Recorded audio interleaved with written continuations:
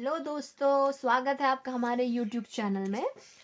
तो दोस्तों, इससे पहले हमने पढ़ा था माइक्रो ऑर्गेनिज्म पार्ट 1, जिसमें कि हमने पढ़ा था भाई माइक्रो ऑर्गेनिज्म होते क्या हैं और इसके कितने टाइप्स होते हैं, इनका स्ट्रक्चर और इनके examples.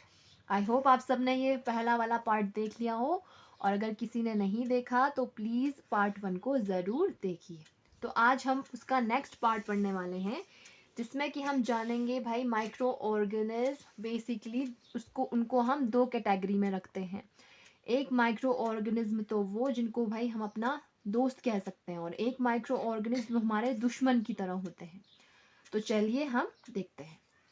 So micro organism plays an important role in our lifes, यानी माइक्रो ऑर्गेनिज्म हमारे जीवन में बहुत इम्पॉर्टेंट रोल प्ले करते हैं। Micro organism are used for different purposes, यानी माइक्रो ऑर्गेनिज्म का यूज़ हम डिफरेंट पर्पसेस के लिए करते हैं।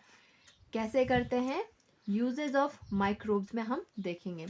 तो यूजेस ऑफ माइक्रोब्स में यानी माइक्रोब्स का यूज़ कहाँ कहाँ होता है? इनका यूज़ होता है फूड इंडस्ट्री में, कमर्शियल यूज़ में, मेडिसिनल यूज़ में, एग्रीकल्चरल यूज़ में और क्लीनिंग द एनवायरनमेंट। तो इतने सारी जगहों पे माइक्रोब्स हमारे बहुत काम के होते हैं। ठीक है, तो इनको हम वन बाय वन लर्न करते हैं। तो सबसे पहले हम देखते हैं माइक्रो ऑर्गेनिज्म का रोल फूड इंडस्ट्री में किस प्रकार से होता है। तो इसका जो सबसे पहला एग्जाम्पल तो भाई हम अपने घर पे ही देखते हैं। दही खाते हैं हम, तो दूध से क्या बनता है? दही। अब ये दही कैसे बनता है? तो उसमें भी कौन मदद करता है? हमारे माइक्रोब्स, और स्पेशली एक माइक्रोब जिसका नाम होता है lactobacillus. So making the curd, the bacteria lactobacillus promote the formation of curd, यानी जो बैक्टीरिया होता है जिसका नाम होता है लैक्टोबैसिलस, ये क्या करता है? कर्ड यानी दही बनाने में मदद करता है। किस प्रकार मदद करता है? It multiplies in milk and convert it into curd, यानी ये जो है जब दूध में प्रेजेंट होता है तो अपनी संख्या को बढ़ाता है। ठीक है, और जो दूध होता है उसको क्या कर देता है? वो कर्ड में बदल देता है। तो बेसिकली जो ये बैक्टीरिया होता है, तो दूध में क्या एक प्रोटीन प्रेजेंट होता है बच्चों, तो वो उस प्रोटीन को बोलता है केसीन प्रोटीन। तो ये लैक्टोबैसिलस क्या करता है? केसीन प्रोटीन के साथ रिएक्शन करता है, और जैसे ये रिएक्शन करेगा तो दूध किस में बदल जाएगा? कर्ड में बदल जाएगा। ठीक है, और इस प्रोसेस को हम क्या बोलते हैं? इस प्रोसेस को हम बोलते हैं फर्मेंटेशन। ओके, अब हम देखते हैं bacteria are also involve in making of cheese, pickles और एक्सेट्रा। तो बैक्टीरिया का यूज हम चीज बनाने में भी करते हैं, अचार वगैरह बनाने में भी करते हैं। Bacteria and yeast are also use in fermentation of rice, idli and dosa. तो बेसिकली बैक्टीरिया और यीस्ट का यूज हम खाने की चीज़ों में, जैसे fermentation of rice, idli and dosa, जो कि सबको पसंद होता है, इसमें हम क्या करते हैं? इसका यूज करते हैं। Yeast also used in baking industry for making bread, pastries and cakes. तो पेस्ट्री और केक ये सब चीज़ें तो हर किसी को पसंद होता है। क्यों? तो यीस्ट का यूज़, इसका यूज़, तो इन सब चीज़ों को बनाने में किसका यूज़ किया जाता है? इन सबको बनाने में यीस्ट का यूज़ किया जाता है। ठीक, नेक्स्ट यूज हो जाता है हमारा माइक्रोब्स का कौन सी इंडस्ट्री में? कमर्शियल इंडस्ट्री में। तो कमर्शियल इंडस्ट्री में हम किस प्रकार से माइक्रोब हमारे काम के होते हैं? कमर्शियल यानी उनका जो भी माइक्रोब से जो भी चीज़ बनेगी उनका हम लार्जर स्केल में प्रोडक्शन करते हैं, उनकी मार्केटिंग करते हैं, और उनसे हमको क्या मिलता है? बेनिफिट मिलता है। So microbes are used for larger scale production of alcohol, acidic acid and wine. तो ये सारी चीज़ें आपने सुनी होगी, वाइन भी सुना होगा, एल्कोहल भी सुना होगा, वेनेगर भी सुना होगा। तो ये सारे इन चीज़ों का अगर हम लार्जर स्केल में बहुत बड़े पैमाने पर अगर इनका हम प्रोडक्शन करें, तो यहाँ पे भी भाई हमारी मदद कौन करते हैं? Microbes. Yeast is use for commercial production of alcohol and wine. तो यीस्ट भैया, यीस्ट हमारे यहाँ भी बड़े काम के आ जाता है। ये क्या करते हैं? अल्कोहल और वाइन के प्रोडक्शन में मेन रोल किसका होता है? मेन हीरो कौन होता है? यीस्ट। ठीक है, यीस्ट का यूज कहाँ पे करते हैं? Commercial production of alcohol and wine. Yeast are grown on natural sugars, barley, wheat and rice. तो बेसिकली जो भी हम यीस्ट को हम जो प्रोड्यूस डिजायर जो यीस्ट होते हैं, तो उनको हम ग्रोन करवाते हैं कहाँ पे, नेचुरल शुगर्स में। अब ये नेचुरल शुगर्स क्या होता है, जैसे कि बार्ले, व्हीट और राइस, इन पे हम अपने डिजायर्ड यीस्ट को हम प्रोड्यूस कराते हैं और उसका फर्दर यूज हम किस पे करते हैं, चाहे हमको अल्कोहल का प्रोडक्शन करना हो, चाहे हमको वाइन का प्रोडक्शन करना हो, तो इस प्रकार से हम इसका कमर्शियल यूज भी हो जाता है, ठीक है। और ये जो इस प्रोसेस यीस्ट का यूज क्या होता है, बेसिकली ये क्या करता है, शुगर को किस में बदलता है, शुगर को अल्कोहल में बदलता है। और इस प्रोसेस को हम बोलते हैं फर्मेंटेशन। क्या बोलते हैं बच्चों, फर्मेंटेशन। और फर्मेंटेशन को सबसे पहले किसने दिया था, लुई पास्चर जी ने, ठीक है। फर्मेंटेशन के बारे में सबसे पहले डिस्कवर किसने किया था, लुई पास्चर ने इन 1857। तो इस प्रोसेस को हम क्या बोलते हैं, शुगर से अल्कोहल बनाने की प्रोसेस को हम क्या बोलते हैं, फर्मेंटेशन। और ये प्रोसेस कौन करवाता है, यीस्ट, ओके। तो ये हो गया हमारा कमर्शियल यूज। अब हम नेक्स्ट देखते हैं the most important, that is the use of microbes in medicinal field. तो मेडिसिनल फील्ड में किस हिसाब से माइक्रोब्स हमारी मदद करते हैं। तो बच्चों जब भी हम बीमार होते हैं तो हम कहाँ जाते हैं, हम डॉक्टर के पास जाते हैं, डॉक्टर हमको कुछ दवाइयाँ देते हैं, हम खा के हम 2-3 दिन में सही हो जाते हैं। तो ये दवाइयाँ, इन दवाइयों का सोर्स होता कौन है, ठीक है। तो sir the source of medicine are micro organism, ठीक है। सोर्स ऑफ मेडिसिन क्या होते हैं, माइक्रो ऑर्गेनिज्म होते हैं। And these medicine kill the disease causing microbes, यानी जो मेडिसिन बनती हैं वो मेडिसिन बनती है माइक्रोब से। और ये जो मेडिसिन होती हैं ये किसको किल करने में काम आती है, जो कि डिजीज कॉजिंग माइक्रोब्स होते हैं, यानी कि जो बीमारी फैलाते हैं उनको किल करने के काम आते हैं ये मेडिसिन। और इन मेडिसिन को हम क्या बोलते हैं, antibiotics.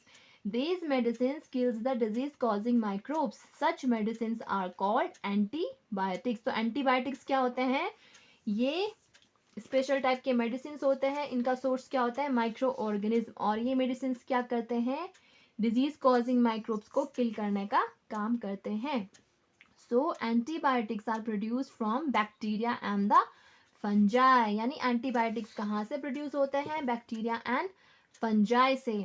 Examples of antibiotics are streptomycin, tetracycline and erythromycin. जो एग्जाम्पल्स होते हैं एंटीबायोटिक्स के क्या क्या होते हैं, स्ट्रेप्टोमाइसिन हो गया, टेट्रासाइक्लिन हो गया and the erythromycin. So the antibiotics are manufactured by specific microorganisms and are used to cure a variety of disease. तो antibiotics का हम प्रोडक्शन भी क्या करते हैं, लार्जर स्केल में करते हैं, ताकि हम ज़्यादा से ज़्यादा जितनी भी प्रकार की बीमारियां हैं, वैरायटी ऑफ जो डिजीज होती है उनको हम क्योर कर सकें, किसकी मदद से, एंटीबायोटिक्स की मदद से, जो कि किन से प्रोड्यूस होता है, वो माइक्रो ऑर्गेनिज्म इन मेडिसिन का सोर्स होते हैं, ठीक है। So this is not antibodies, this is antibiotics, okay.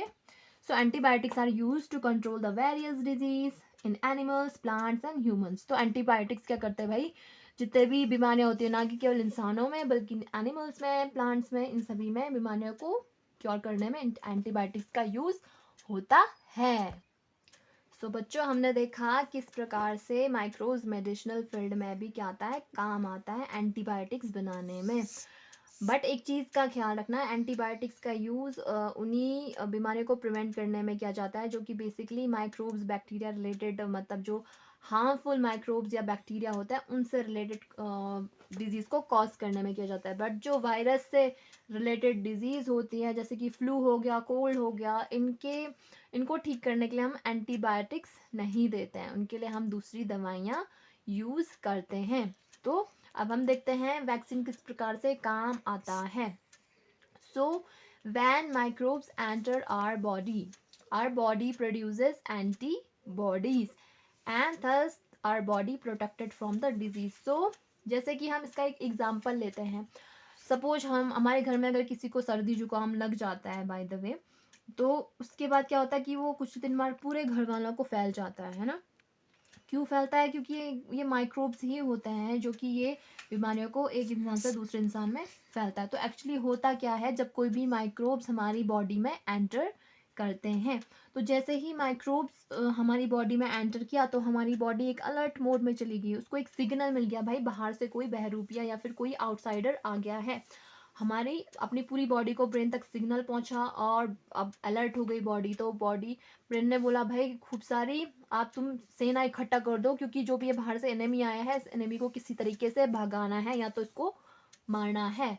तो क्या होता है कि फिर हमारी बॉडी क्या प्रोड्यूस करती है, कुछ इनको मारने के लिए कुछ अलग, जिनको बोलते हैं शस्त्र बोल सकते हैं हम, सेना इकट्ठा कर देते हैं। उन सेना को हम बोलते हैं एंटीबॉडीज। तो एंटीबॉडीज क्या होती है, एंटीबॉडीज इन माइक्रोब्स के अगेंस्ट प्रोड्यूस होती हैं, ताकि ये एंटीबॉडीज इन माइक्रोब्स को क्या कर सकें, इनको भगा सकें, फिर इनको मार सकें। और इसी के बाद हमारी बॉडी क्या होती है, डिजीज से क्या होती है, प्रोटेक्ट होती है। ठीक है, so body fights and kills the invading bacteria by producing suitable antibodies. तो हमारी बॉडी क्या करती है, फाइट करती है, उसको मार देती है। कोई भी अगर बाहर से कोई भी बैक्टीरिया या माइक्रोब्स आ रहा है तो उसके खिलाफ क्या करती है, एक सूटेबल यानी उसके अनुसार कोई अच्छा सी एंटीबॉडीज प्रोड्यूस करेगी और उस बैक्टीरिया को मार गिराएगी। The body also remembers how to fight the microbes if it enters again. और बॉडी को इतना ही नहीं, बॉडी की मेमोरी भी बहुत अच्छी होती है, ये बहुत एडवांस लेवल की एंटीबॉडीज होती है हमारे अंदर। जैसे ही माइक्रोब्स कोई आएगा उसको ना तो मारेगा बल्कि उसकी फोटो भी खींच देगा, उसकी इमेज अपने पास रखेगा, ताकि अगर यही सेम बैक्टीरिया दोबारा इसने अटैक किया तो भाई इसको तो छोड़ेंगे नहीं, इसको पहले ही मार गिराएंगे, अंदर ही नहीं आने देंगे। ठीक है, तो जो भी इफेक्ट इसका जो हुआ होगा, जितना भी इसने हमको बीमार किया होगा, सेकेंड टाइम ये उतना भी ना कर पाए। सो हमारी एंटीबॉडीज क्या होते हैं, हमारे सुपर फाइटर्स होते हैं। ठीक है, तो इसी प्रकार से this is how exactly vaccine works. और इसी प्रकार ठीक इसी फिनोमेना पे वैक्सीन भी काम करता है। वैक्सीन क्या करता है भाई, हमारे शरीर में जो भी एंटीबॉडीज होती हैं उनको क्या करता है, वो उनकी मात्रा को बढ़ा देता है। सो several diseases including cholera, tuberculosis, smallpox, hepatitis can be prevented by vaccination। तो इतनी सारी जो डिजीज हैं इनको हम प्रिवेंट कैसे कर सकते हैं, जब हम वैक्सीन लगवाएंगे। और वैक्सीन क्या करेगा, हमारी बॉडी में एंटीबॉडीज का प्रोडक्शन इंक्रीज कर देगा, जिससे फर्दर ये सारी बीमारियां क्या हो जाए, फर्दर बीमारियों से हम बच पाएंगे। So vaccines are made on the larger scale from microorganism to protect human and other animals from several disease. तो वैक्सीन्स का यूज कहाँ पे, लार्ज स्केल में किया जाता है, ताकि हम क्या कर सकें, ह्यूमन और अदर एनिमल्स को इन जो बहुत सारी बीमारियां होती है माइक्रोब से, उनसे बचा जा सके। सो स्टूडेंट, जो वैक्सीन होती है इसको सबसे पहले डिस्कवर किसने किया, तो वैक्सीन को सबसे पहले डिस्कवर किया हमारे एडवर्ड जेनर ने। ठीक है, और उन्होंने किसके खिलाफ वैक्सीन बनाई थी, स्मॉल पॉक्स के खिलाफ इन्होंने वैक्सीन बनाई थी, जो कि बनाई थी आपकी 1798 में। और आज मोस्ट ऑफ द वर्ल्ड में जो है ये वैक्सीन पूरी तरीके से इरेडिकेट हो चुका है। इरेडिकेट मतलब खत्म हो चुका है। ठीक है, और इसके अलावा भी बहुत सारे कैंपेन चले थे, जैसे कि आपने पल्स पोलियो वाला देखा होगा, कैंपेन चलता है। ये इसका जो वैक्सीन होता है ये ड्रॉप वाला होता है, जो बच्चे को दिया जाता है ना, ड्रॉप, 2 बूंद जिंदगी की, आपने सुना होगा। तो ये ड्रॉप में भी, ये भी क्या होता है, वैक्सीन होता है। ठीक है, तो हमने मेडिसिनल फील्ड में देखा भाई वैक्सीन जो माइक्रोब्स होते हैं किस हिसाब से हमारी मदद करते हैं। हम नेक्स्ट यूज देखते हैं एग्रीकल्चर इंडस्ट्री में किस हिसाब से माइक्रोब्स हमारी मदद करते हैं।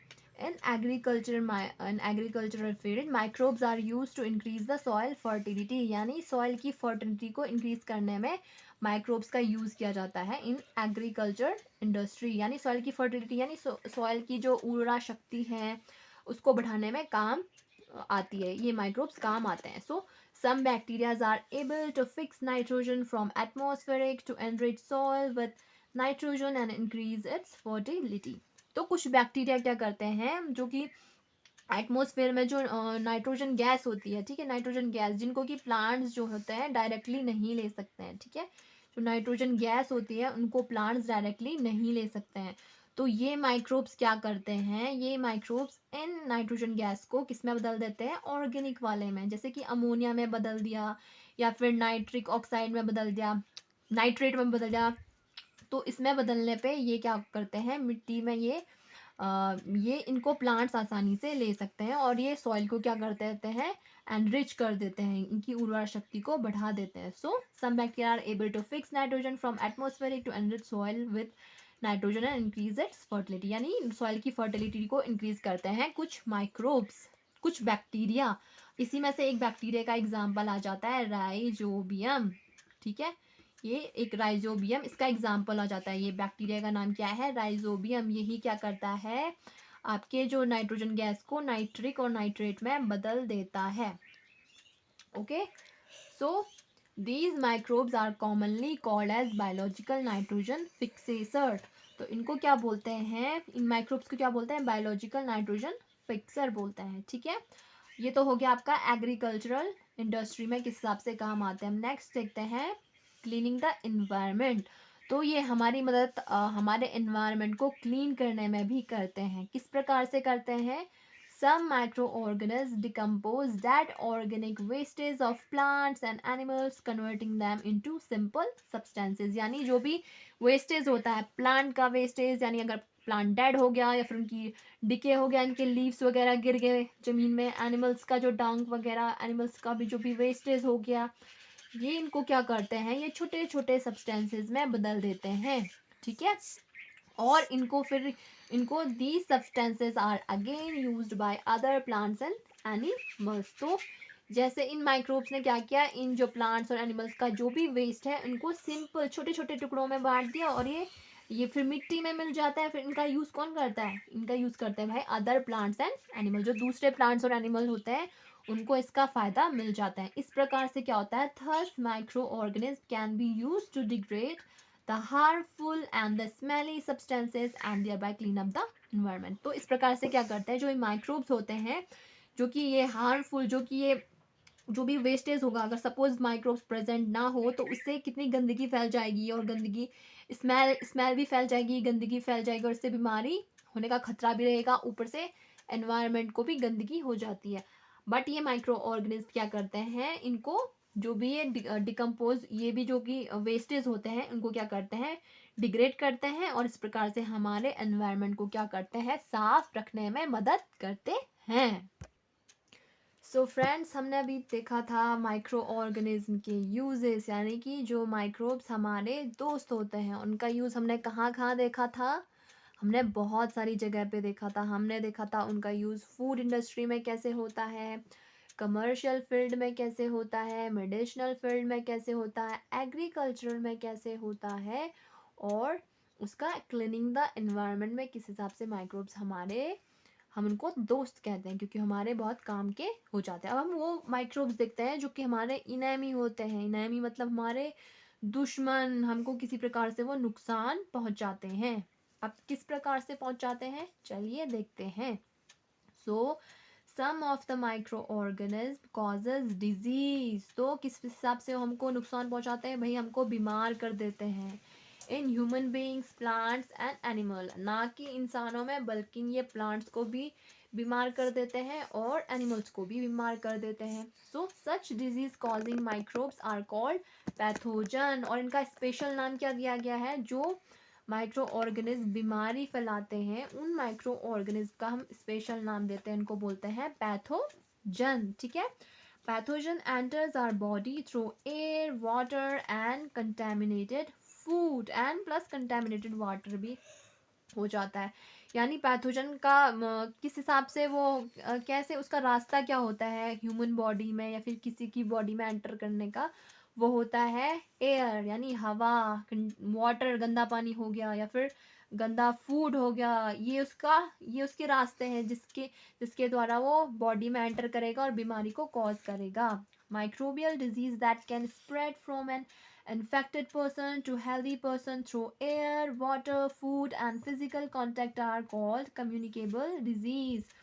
तो वो माइक्रोबियल डिजीज यानी वो माइक्रोब से होने वाली बीमारियां जो कि फैलती हैं एक इन्फेक्टेड पर्सन यानी उस माइक्रोब्स ने, उस पैथोजन ने एक ऑलरेडी किसी पर्सन को क्या कर दिया है, इन्फेक्ट कर दिया है और वो बीमारी फैल रही है इस इन्फेक्टेड पर्सन से एक हेल्दी पर्सन में, यानी हेल्दी पर्सन जिसको बीमारी नहीं है.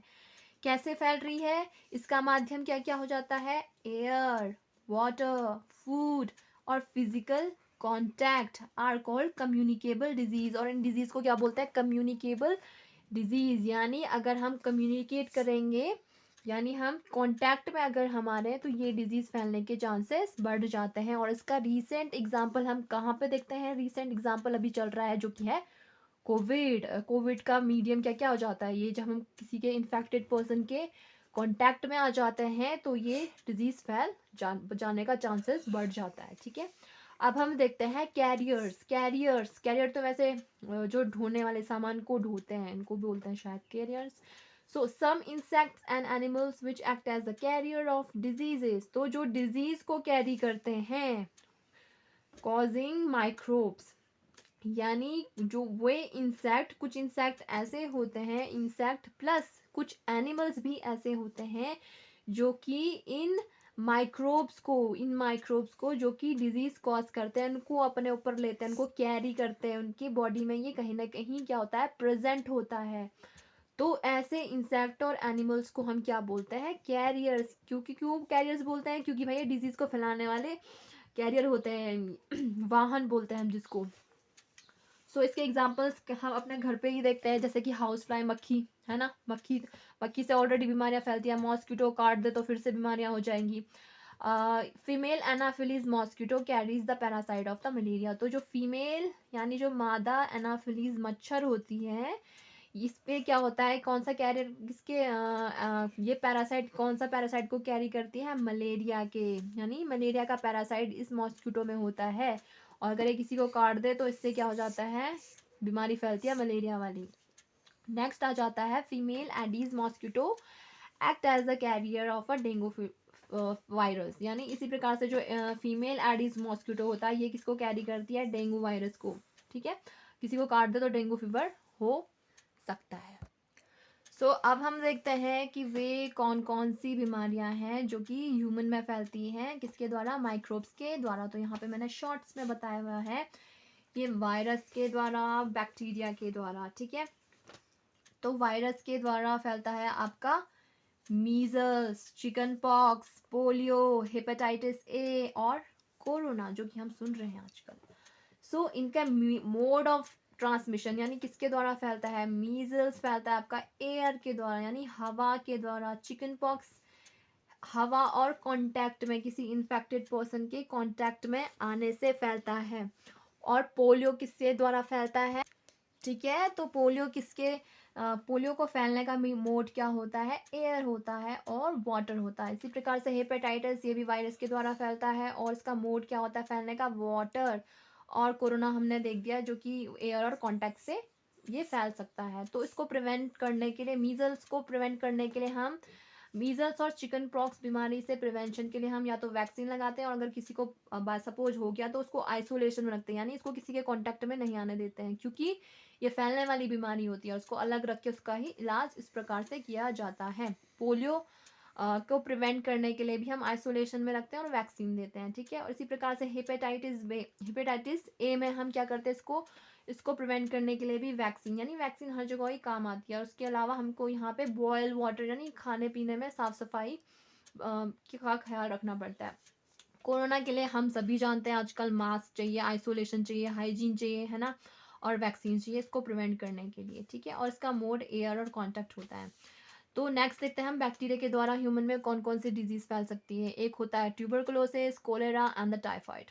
ट्यूबरकुलोसिस का मोड होता है एयर, यानी हवा के द्वारा यह फैल सकता है। कोलेरा वाटर और फूड, यानी कंटेमिनेटेड फूड के द्वारा फैल सकता है। और टाइफाइड कंटेमिनेटेड वाटर के द्वारा फैल सकता है। और ट्यूबरकुलोसिस को प्रिवेंट करने के लिए again isolation and the vaccine.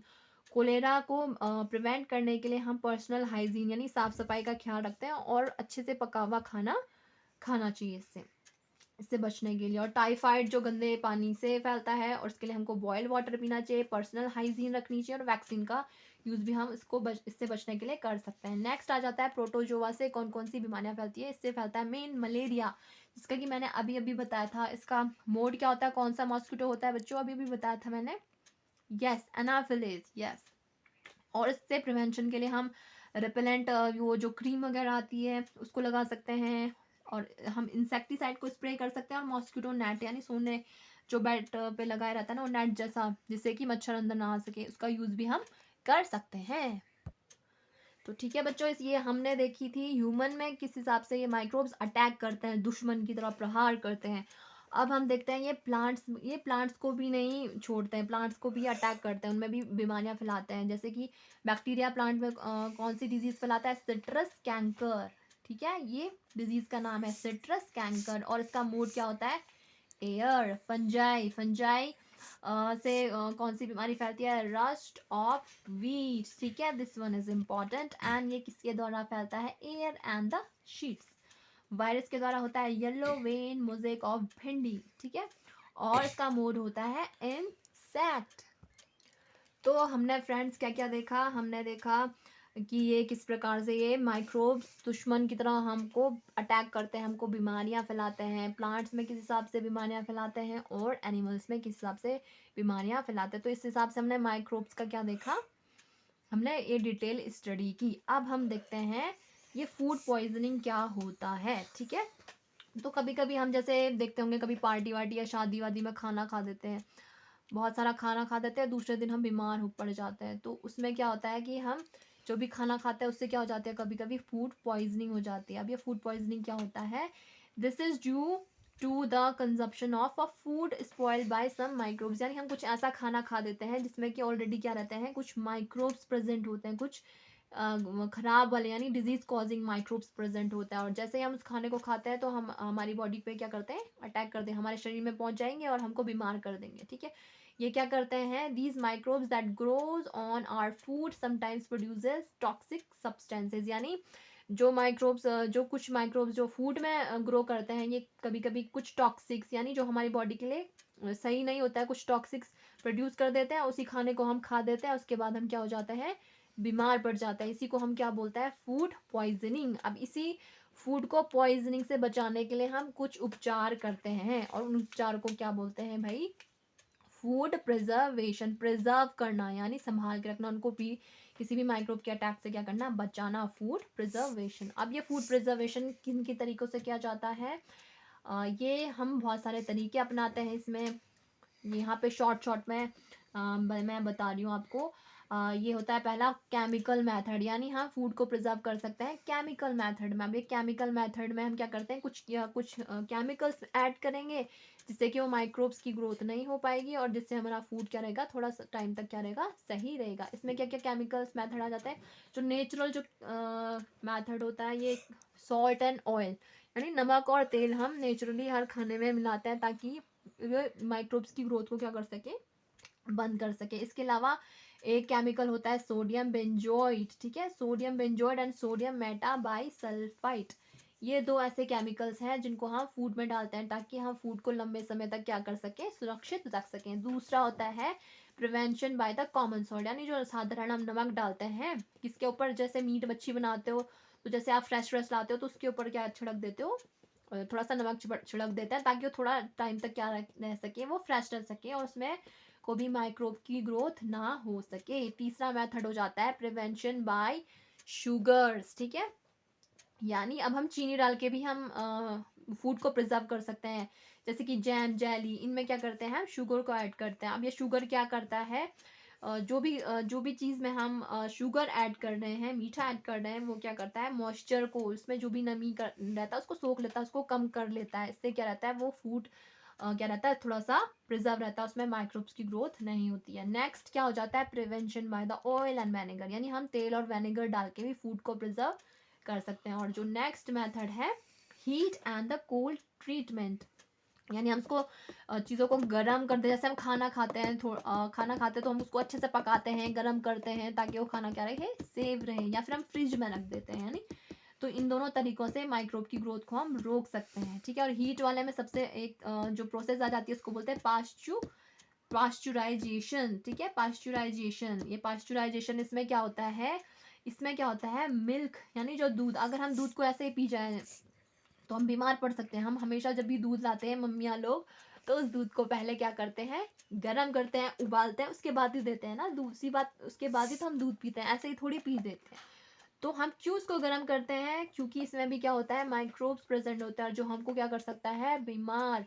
तो हम क्या करते हैं, दूध को लेते हैं, उसको फिर 70 डिग्री सेल्सियस पे क्या करते हैं, गर्म करते हैं खूब सारा। ठीक है, कितने सेकंड्स के लिए, 15 से 30 सेकंड के लिए हम दूध को 70 डिग्री सेल्सियस पर गर्म करते हैं। उसके बाद उसको अचानक से क्या करते हैं, ठंडा, चिल्ड करते हैं, ठंडा करते हैं। उसके बाद उसको स्टोर करते हैं। इससे क्या होता है, इससे क्या होता है, जो भी इसमें हार्मफुल माइक्रोब्स होते हैं वो मर जाते हैं और दूध हम हमारे लिए सेफ होता है पीने के लिए। ठीक है, इसी पूरी प्रोसेस को क्या बोलते हैं, पास्चुराइजेशन। यानी दूध को पहले गर्म किया 70 डिग्री सेल्सियस पे 15 से 30 सेकंड के लिए, उसके बाद उसको अचानक से ठंडा करते हैं, उसके बाद उसको स्टोर कर देते हैं। इस प्रोसेस को क्या बोलते हैं, पास्चुराइजेशन।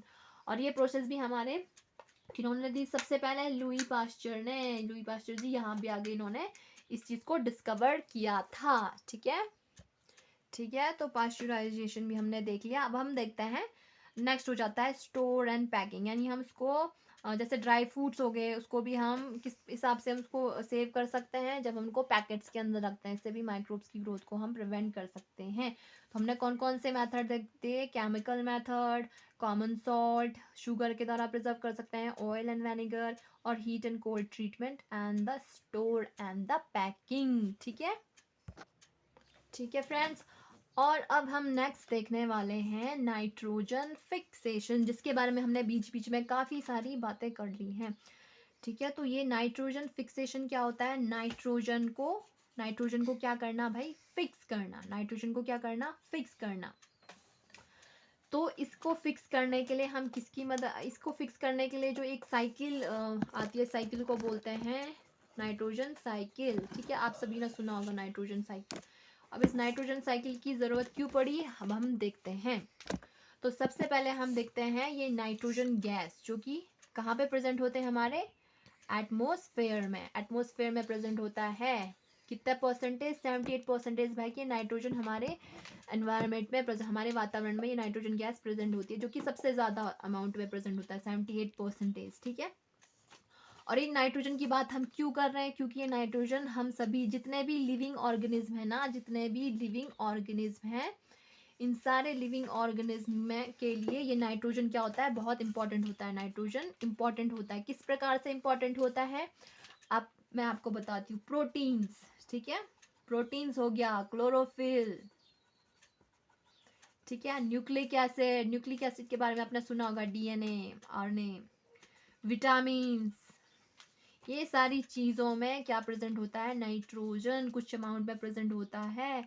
और ये नाइट्रोजन का हिस्सा है, प्रोटीन भी, क्लोरोफिल भी, न्यूक्लिक एसिड भी, और वाइटामिन में, और ये सारे ऑर्गेनिज्म में प्रेजेंट होता है। क्लोरोफिल जो कि मैंने इससे पहले मैं बताया था आपको वीडियो में फोटोसिंथेसिस के बारे में, तो क्लोरोफिल की मदद से ही ये प्रोसेस होती है। तो इसमें भी नाइट्रोजन की जरूरत पड़ती है। प्रोटीन सबकी बॉडी में प्रेजेंट होता है, न्यूक्लिक एसिड सबकी बॉडी में प्रेजेंट होता है, विटामिन जो हमारे लिए बहुत ज़्यादा इंपॉर्टेंट होता है, तो इन सब में नाइट्रोजन प्रेजेंट होता है और इसीलिए नाइट्रोजन इंपॉर्टेंट हो जाता है। बट प्रॉब्लम कहाँ पे आ जाती है, प्रॉब्लम ये आ जाती है कि ये नाइट्रोजन जो कि एनवायरनमेंट में प्रेजेंट होता है, ये नाइट्रोजन गैस, इसको हम डायरेक्टली नहीं ले सकते हैं। ठीक है, ना तो प्लांट्स ले सकते हैं, ना ही एनिमल्स ले सकते हैं। तो फिर ये हमारी बॉडी में कैसे आएगा, जब हमारे लिए बहुत ज़्यादा ज़रूरी होता है, तो हम इसको कैसे ले सकते हैं। तो यहाँ पे भी कुछ माइक्रो ऑर्गेनिज्म भाई हमारी मदद करते हैं, जैसे कि आपने ब्लू ग्रीन एल्गी के बारे में सुना होगा। ठीक है, ब्लू ग्रीन एल्गी ये क्या होते हैं, इनके पास ये ताकत होती है, ये क्या करते हैं, जो कि जो एनवायरनमेंट में जो नाइट्रोजन गैस होती है ना, उस नाइट्रोजन गैस को वो क्या कर देते हैं, कुछ ऐसे पार्ट्स में बदल देते हैं, ये कंपोनेंट्स में बदल देते हैं। ठीक है, कंपोनेंट्स में बदल देते हैं नाइट्रोजन के, और फिर जैसे ये कंपोनेंट्स में बदल देते हैं नाइट्रोजन के, तो इनको फिर प्लांट्स ले लेते हैं, क्योंकि ये जब कंपोनेंट्स में बदलेंगे तो ये सॉइल में प्रेजेंट हो जाता है, सॉइल में मिल जाता है।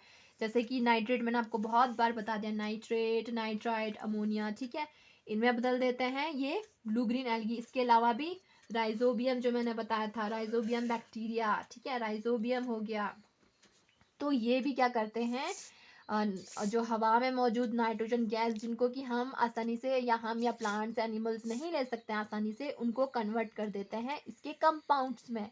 अब जब जैसे ये कंपाउंड्स में बदल देते हैं सॉइल में, ये बदल जाता है नाइट्रेट और नाइट्राइट में, जो कि इसके कंपोनेंट्स बोले जाते हैं नाइट्रोजन के। ठीक है, जैसे ही बदल दिया फिर तो प्लांट को क्या चाहिए भाई, प्लांट उसको आसानी से ले लेगा। फिर जैसे ही प्लांट्स को खाने के रूप में ले लेगा। ठीक है, प्लांट्स ने ले लिया भाई, ये तो नाइट्रोजन आ गया इसकी बॉडी में। अब ये इसका यूज किस चीजों में करेगा, प्रोटीन बनाने में करेगा, और भी जो भी क्लोरोफिल बनाने में करेगा, और भी जरूरी चीजें बनाने में करेगा। ठीक है, अब प्लांट्स को कौन खाएगा, एनिमल्स खाएगा, है ना। प्लांट का काम तो पूरा हो गया, अब एनिमल को जरूरत है, एनिमल्स क्या खाएगा, प्लांट को खाएगा। ह्यूमन बीइंग भी खा लेते हैं सब्जियां वगैरह, तो एनिमल्स ने प्लांट को खाया, एनिमल की बॉडी में भी ये चीज आ गई। तो इस हिसाब से जो नाइट्रोजन प्रेजेंट हो गया। अब क्या होता है, अब इस नाइट्रोजन जो कि ह्यूमन बॉडी एनिमल बॉडी में भी चला गया, प्लांट की बॉडी में भी चला गया। अब ये एनिमल और प्लांट कभी ना कभी तो डाई होंगे, है ना, डाई होंगे, इनका कुछ वेस्ट निकलेगा। तो फिर इनका जो वेस्ट निकला ये दोबारा से मिट्टी में जाएगा, है ना, ये मिट्टी में जाएगा। अब इसको ये ऐसे ही तो नहीं पड़ा रहेगा ना, जो भी वेस्टेज आई है ऐसे ही नहीं पड़ा रहेगा, इसको क्या करता है, इसको दोबारा से मिट्टी में मिलना पड़ता है। किसकी मदद से, यहाँ पे भी कुछ क्या आते हैं, माइक्रोब्स आ जाते हैं। फंजाई फंजाई और बैक्टीरिया के बारे में आपने सुना होगा। ये क्या करते हैं, जो भी इससे पहले ही बताया था मैंने क्लीनिंग द एनवायरनमेंट में, ये क्या करते हैं, जो भी प्लांट और एनिमल के वेस्टेज होते हैं, या फिर जब प्लांट और एनिमल्स डाई हो जाते हैं तो इनको डिकम्पोज कर देते हैं। ठीक है, इनको डिकम्पोज कर देते हैं और इनको सिंपल चीज़ों में बदल देते हैं। इसको फिर से ये जो है नाइट्रोजन के, या तो ये फिर से इसको नाइट्रोजन के कंपोनेंट में बदल देंगे, या तो अमोनिया में बदल देंगे, नाइट्रेट में बदल देंगे, या फिर इसको कुछ हिस्सा इसका नाइट्रोजन गैसेस में बदल देते हैं। और इस हिसाब से जो नाइट्रोजन गैस जो रहती है और फिर से एनवायरनमेंट में एनवायरनमेंट में पहुंच जाएगा। इस हिसाब से ये साइकिल चलती रहती है। ठीक है, तो फ्रेंड्स हम यहाँ पे देखते हैं इसका साइक्लिक फॉर्म, शॉर्ट फॉर्म, जिससे आपको आसानी से समझ में आ जाएगा।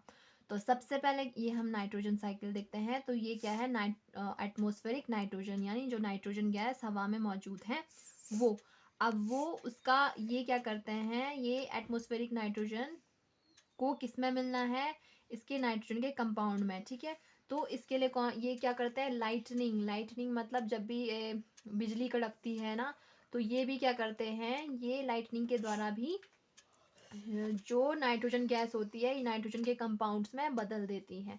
उसके अलावा जो नाइट्रोजन फिक्सिंग बैक्टीरिया मैंने आपको बताया, ब्लू ग्रीन एल्गी, राइजोबियम, ये भी क्या करते हैं, एटमॉस्फेरिक नाइट्रोजन को आपके नाइट्रोजन के कंपाउंड्स में बदल देते हैं। ठीक है, कौन बदलता है नाइट्रोजन गैस को नाइट्रोजन के कंपाउंड्स में, बैक्टीरिया यानी ब्लू ग्रीन एल्गी। ठीक है, और इसके अलावा राइजोबियम, नाइट्रोजन के कंपाउंड्स क्या क्या हो जाता है, ammonia, nitric oxide, nitrate, nitrite. ठीक है, इसके अलावा अब क्या होता है, जो कि ये इसके कंपाउंड्स बदले, अब ये सॉइल में मिल गए। ठीक है, जो भी कंपाउंड्स होते हैं नाइट्रोजन के, ये सॉइल में मिल गए। अब ये सॉइल में मिल गए तो इनको किसने लिया, इनको लिया प्लांट्स ने। ठीक है, इनको प्लांट्स ने लिया, और प्लांट्स को फिर किसने खाया, एनिमल्स ने खाया। ठीक है, प्लांट्स को किसने खाया, एनिमल्स ने खाया। और जब ये दोनों एनिमल्स एंड प्लांट्स, इनका जो भी नाइट्रोजनस वेस्ट होगा, या फिर ये जब डेड हो जाएंगे, ये दोबारा से मिट्टी में मिल जाएंगे, इसके कंपोनेंट्स में बदल जाएंगे। ठीक है, इनका जो भी डेड वेस्ट जो मटेरियल होगा ये फिर से मिट्टी में मिल जाएगा। अब ये जो मिट्टी में जो ये मौजूद होता है, ये क्या करते हैं, इस मिट्टी में जो मौजूद बैक्टीरिया होते हैं, ये बैक्टीरिया क्या करते हैं, इसके कंपोनेंट्स को फिर से नाइट्रोजन गैस में बदल देते हैं, और ये नाइट्रोजन गैस फिर से कहाँ चली जाती है, एनवायरनमेंट में चली जाती है। इस हिसाब से ये पूरा साइकिल चलता है, और ये नाइट्रोजन गैस और जो नाइट्रोजन साइकिल रहती है ये बैलेंस रहती है। ठीक है, एक बार मैं फिर से आपको बता देती हूँ कि जो नाइट्रोजन गैस होती है ये लाइटनिंग के थ्रू या फिर कुछ बैक्टीरिया के थ्रू इसके कंपोनेंट्स में बदल गए, और कंपोनेंट्स यानी नाइट्रेट और नाइट्राइड में बदल गए। उसके बाद ये सॉइल में मिल जाता है, सॉइल के बाद इसको प्लांट ने लिया, प्लांट को एनिमल ने खाया, फिर ये दोनों जब डेड हो गए या फिर इसका जो वेस्टेज हो गया ये फिर से मिट्टी में मिल गया, और फिर इसको कन्वर्ट करते हैं नाइट्रोजन गैस में कुछ बैक्टीरिया, जैसे कि बैक्टीरिया और फंजाई। और जैसे ही नाइट्रोजन गैस में बदले ये जो है एटमॉस्फेरिक में नाइट्रोजन में बदल जाते हैं। तो ये था बच्चों आपका माइक्रो ऑर्गेनिज्म का चैप्टर। कैसा लगा आपको ये वीडियो, मज़ा आया कि नहीं, आप ज़रूर बताना कमेंट बॉक्स में। और अगर अच्छा लगा हो तो वीडियो को लाइक करें, ज़्यादा से ज़्यादा शेयर करें अपने दोस्तों के साथ और सब्सक्राइब करना ना भूलें। और जो बेल आइकन है उसको ज़रूर दबाएं ताकि आपको अपडेटेड वीडियो मिलती रहे। कीप लर्निंग दोस्तों।